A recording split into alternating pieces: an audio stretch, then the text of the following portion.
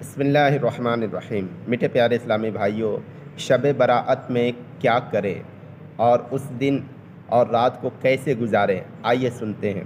حضرت خالد بن معدان، حضرت لقمان بن عامر اور دیگر بزرگان دین رحمۃ اللہ تعالی علیہ شعبان معظم کی 15ویں رات یعنی شب برأت کو اچھا لباس پہنتے، خوشبو سلگاتے، سرما لگاتے اور رات میں مسجد میں جمع ہو کر عبادت کیا کرتے تھے۔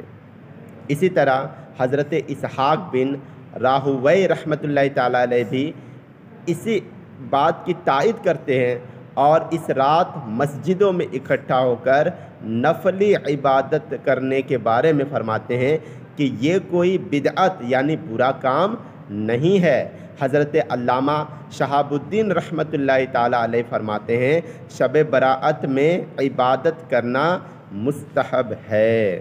تو پیارے اسلامی بھائیوں، ہمیں کیا پتہ چلا کہ اس رات میں ہمیں غفلت میں نہیں گزارنی چاہیے، تو زیادہ سے زیادہ عبادت کیجیے اور یہ ویڈیو دوسروں تک پہنچائیے تاکہ لوگوں کے علم میں اضافہ ہوتا رہے۔